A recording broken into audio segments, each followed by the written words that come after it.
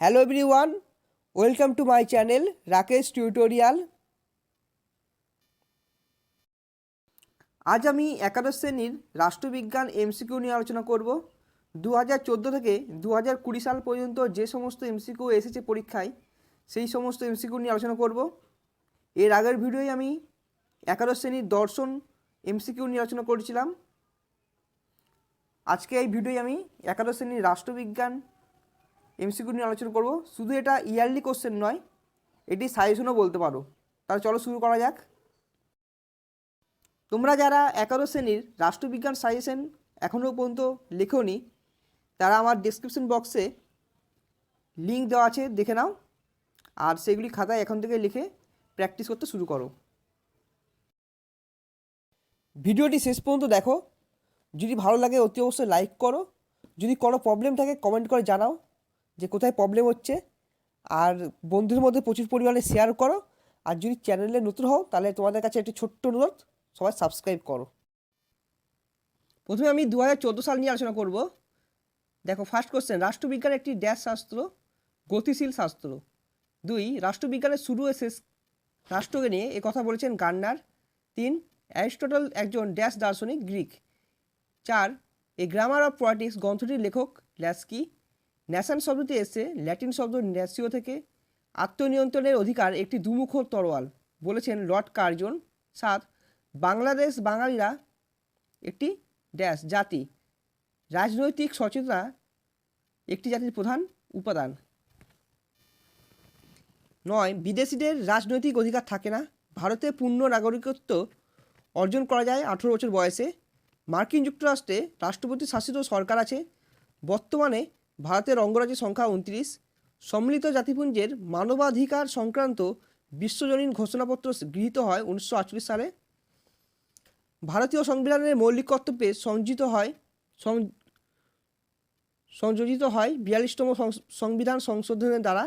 ভারতে বহুদলীয় ব্যবস্থা আছে। ভারতের রাজনৈতিক দলগুলিকে স্বীকৃতি দেয় নির্বাচন কমিশন। জাতীয় দল হতে গেলে ভারতের রাজনৈতিক দলকে এটা অনন্তত হবে।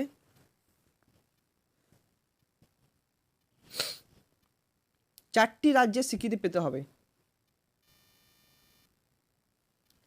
সিআইটিইউ একটি চাপ সৃষ্টিকারী গোষ্ঠী, যদিও এটা পরীক্ষা নেই। 18, 19, 24 তোমাদের 2022 সালের পরীক্ষার্থীদের জন্য নেই। রাজনৈতিক ক্ষমতা দখল চাপ সৃষ্টিকারী গোষ্ঠীর লক্ষ্য নয়। ভারতের জাতীয় দল হলো বিজেপি। জন স্টুয়ার্ট মিল হলেন নারীর ভোটাধিকার প্রবক্তা। ভারতের নির্বাচন কমিশন নিয়োগ করেন রাষ্ট্রপতি। ভারতের মুখ্য নির্বাচন কমিশনের কার্যকালের মেয়াদ 6 বছর। ব্যালটের ব্যবহার ছাড়াও ভারতে ইভিএম বা বৈদ্যুতিন ভোটদান যন্ত্রের মাধ্যমে ভোট গৃহীত হয়। এবার আমি 2015 সালের এমসিকিউ নিয়ে আলোচনা করব। রাষ্ট্রবিজ্ঞানের জনক হলেন অ্যারিস্টটল।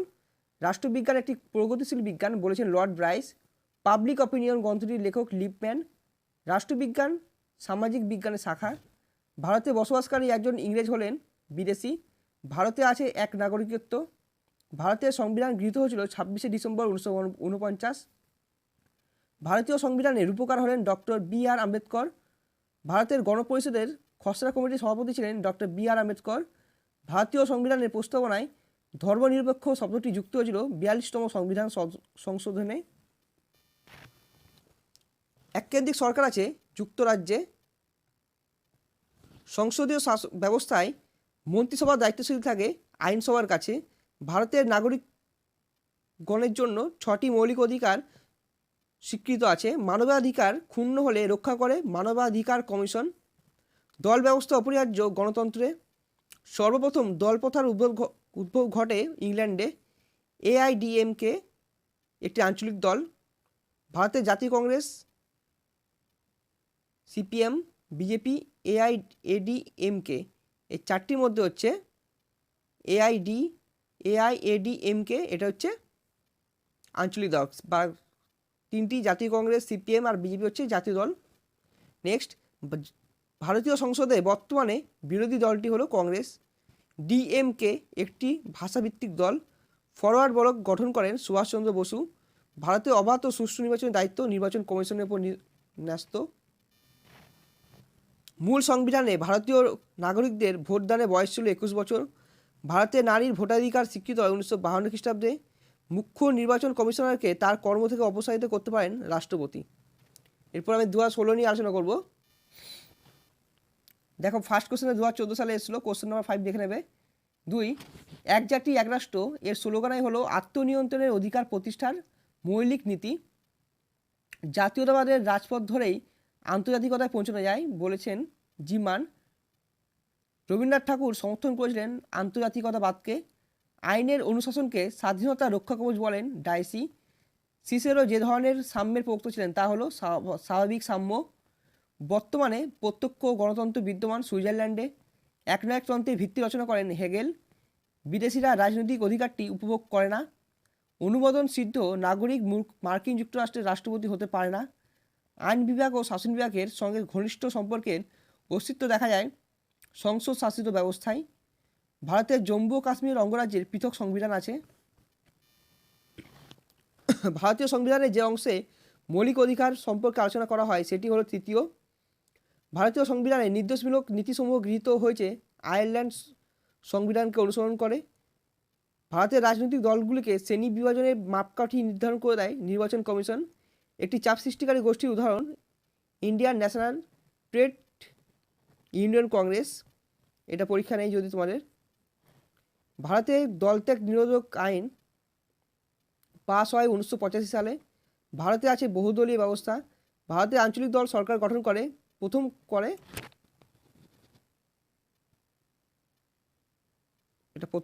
হবে কেরালা। সামাজিক ক্ষমতাকে রাজনৈতিক ক্ষমতার পরিণত করার সর্বাপেক্ষা গুরুত্বপূর্ণ একটি হাতিয়ার বলে রাজনৈতিক দলগুলিকে চিহ্নিত করে নিউম্যান। ভারতীয় সংবিধানের কত নম্বর ধারায় সর্বজনীন প্রাপ্তবয়স্কের ভিত্তিতে লোকসভা ও রাজ্য বিধানসভাগুলির নির্বাচন অনুষ্ঠানের কথা বলা হয়েছে? অ্যান্সার হবে 326 নম্বর ধারায়, যদিও এটা পরীক্ষায় নেই। ভারতের নির্বাচন কমিশন নির্বাচন সংক্রান্ত বিরোধ মীমাংসা করে বিচার বিভাগ। মুখ্য নির্বাচন কমিশন এবং অন্যান্য কমিশনের কার্যকালের মেয়াদ হলো 6 বছর। ভারতীয় গণতন্ত্রের প্রধান 4টি স্তম্ভের মধ্যে দুর্বলতম স্তম্ভটি হলো নির্বাচন কমিশন, মন্তব্য করেন SR মাহেশ্বরী। এরপর আমি 2017 নিয়ে আলোচনা করব। পলিটিক্স গ্রন্থটি কার লেখা? অ্যান্সার হবে অ্যারিস্টটল। এটা 2015 এসছে 2 নম্বর। 3 নম্বর হবে আধুনিক রাষ্ট্রচিন্তার জনক বলা হয় ম্যাকিয়াভেলিকে।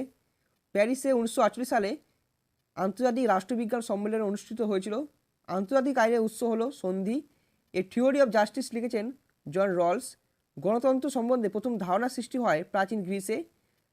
কার দর্শন অনুসারে রাষ্ট্র হলো সর্বাত্মক ও সর্বশক্তিমান? অ্যান্সার হবে হেগেল।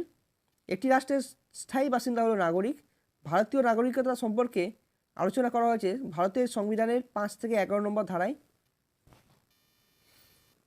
মন্ত্রিসভা পরিচালিত সরকারের ক্যাবিনেট দায়িত্বশীল থাকে নিম্নকক্ষের কাছে। মার্কিন শাসন ব্যবস্থা যুক্তরাষ্ট্রীয়।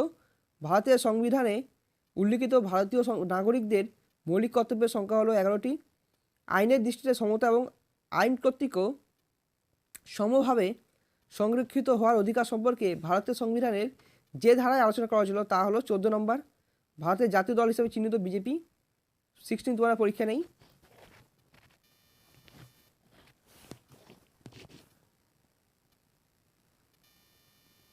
17 পরীক্ষা নেই। 18 ভারতের রাজনৈতিক দল ব্যবস্থা সাংবিধানিক স্বীকৃতি লাভ করে 1985 সালে। রাজনৈতিক দলগুলিকে স্বীকৃতি দেয় নির্বাচন কমিশন। ভারতীয় সংবিধান জাতীয় কংগ্রেস প্রতিষ্ঠিত হয়েছিল 1885 সালে। ভোটাধিকার ব্যক্তির মাথায় রাজমুকুট পরিয়ে তাকে নাগরিক করেছে, কথা বলেন ভিক্টর হুগো। কারা ভোটাধিকার থেকে বঞ্চিত? 4টি অপশনের মধ্যে দেখো অ্যান্সার হয় 18 বছরের কম বয়স্ক জনগণ।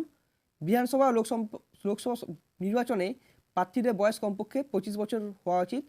কততম সংবিধান সংশোধনের মাধ্যমে ভোটদানের ন্যূনতম বয়স 21 বছর থেকে কমিয়ে 18 বছর করা হয়েছে? অ্যান্সার 61তম। এরপর আমি 2018 নিয়ে আলোচনা করব। রাজনৈতিক চেতনা সম্পন্ন জনসমাজকে বলে জাতীয় জনসমাজ। আত্মনিয়ন্ত্রণের অধিকার সমর্থন করে জাতিভিত্তিক রাষ্ট্রের দাবিকে। জাতীয় জনসমাজের ধারণাটি প্রধানত রাজনৈতিক। জাতীয়তাবাদের রাজপথ ধরে আন্তর্জাতিকতায় পৌঁছানো যায় একথা বলেন জিমান। এটা যদিও 2016 সালে এসেছিল। Question number 3।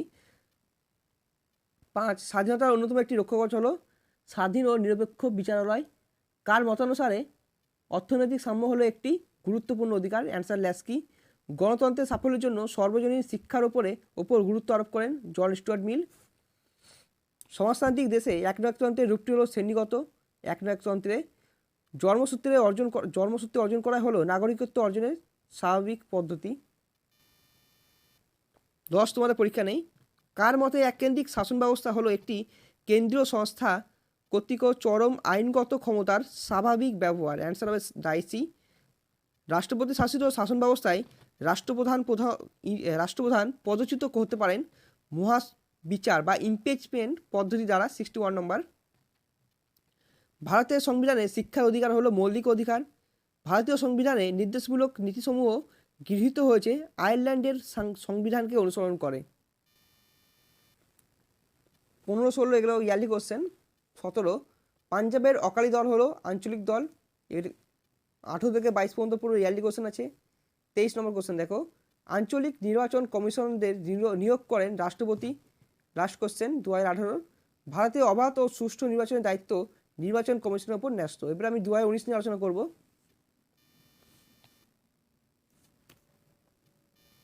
2019-এ দেখো সবাই ইয়ারলি কোশ্চেন 2014 থেকে 2018-17 মধ্যে চলে এসছে।